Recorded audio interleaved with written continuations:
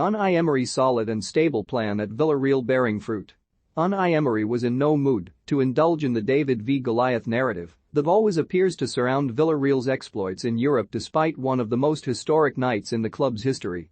"We are here not to be told how nice we are, we have a very solid and stable project," he said after they pulled off a shock on Tuesday night by knocking Bayern Munich out of the Champions League.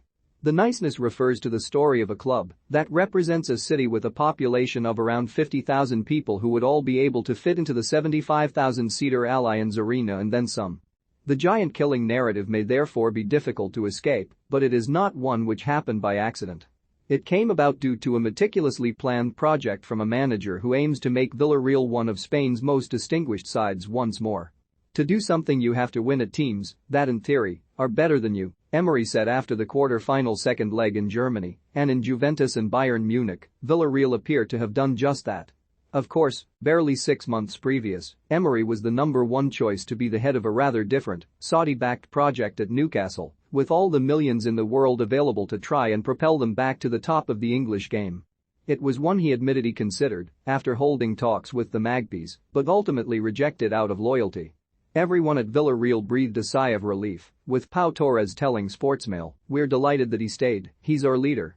The Newcastle project is an attractive project, something to build, Emery told The Athletic earlier this month. "So it is different, and I like the idea. But I was also grateful to Villarreal for the opportunity they gave me, and we were in the Champions League." In fact, Villarreal are still in the competition after Samuel Chukwue's 88th-minute goal in Munich, taking the club through to their first Champions League semi-final since 2006. Their journey stopped at the last four-stage 16 years ago, when Arsenal secured passage through to the final in Paris with a 1-0 victory on aggregate. Those two clubs have exchanged players, managers and blows ever since, but it is Emery's story that provides their latest link, and the one that leaves many with the most unanswered questions about how he would have fared had he been given more time in North London. Ridiculed for how he spoke English and a failure to get his message through to his players, along with an inability to manage the egos of the club, ultimately led to his sacking in North London 18 months into the job. "Good evening" became the rather unpleasant catchphrase of a man who has gone on to show he never deserved to be represented as the comic figure he was portrayed as by some in North London. He no doubt possesses the tactical nous to build on the foundations of a La Liga club rather than one in North London, which he said needed several walls knocking down first. The clubs have gone on diverging paths since, with Emery winning his fourth Europa League with Villarreal last season, a run which included knocking Mikel Arteta's Arsenal out at the semi-final stage before beating Manchester United in Gdansk.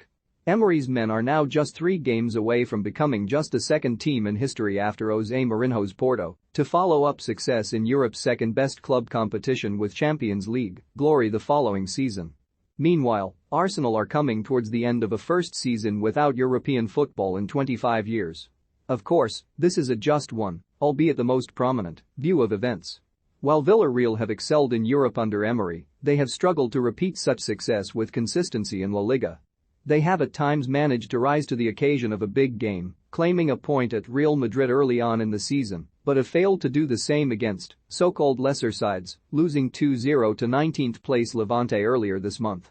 They finished 7th last season and occupy the same spot this campaign after 31 games, some 8 points of 6th place Real Sociedad. They have gone 3 games without a league victory and still have to face the likes of Sevilla, Villarreal and Barcelona in their last 7 games.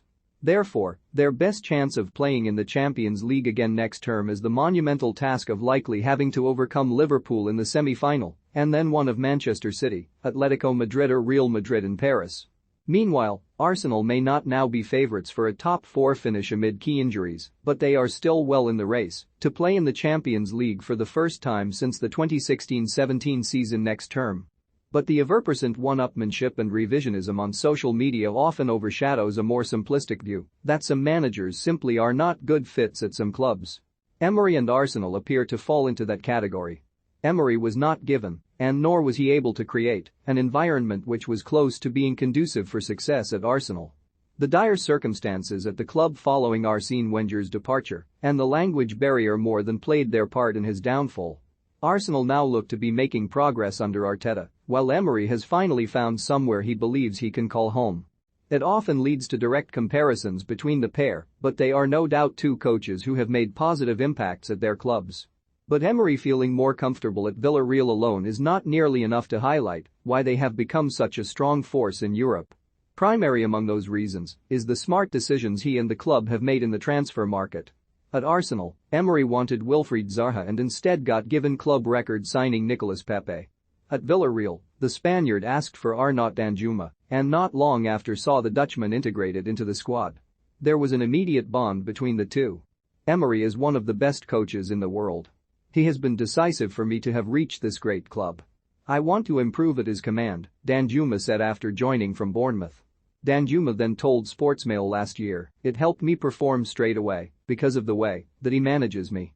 The minute I came to the club he looked after me, speaking a lot to me, helping me a lot in training, making me get used to the way that he wants to play, the culture of the club, my teammates. I sat down with him and watched a lot of videos about other players and the way they play, the way that he wants me to play with other players." Emphasis on video sessions was an idea that never really took off with the Arsenal players but appears to have resonated with the playing staff at Villarreal. "The players more than me need to watch the opposition," he said after beating Bayern.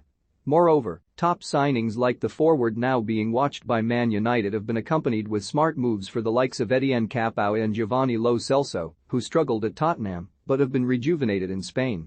Francis Coquelin and Juan Foyth are others who never really found their place in North London but are now an integral part of a side in the Champions League semi-finals.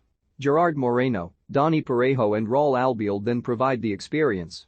As well as adding pieces to the project, Villarreal have been able to keep their core parts, with Torres following in Emery's footsteps by rejecting a move to the Premier League, this time Spurs, to fulfill his Champions League dream.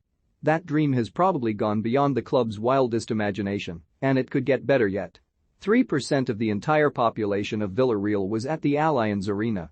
You can bet those feeling proud of Emery's side and his ability to reassert himself as one of the best thinkers in the modern games is at the 100% mark.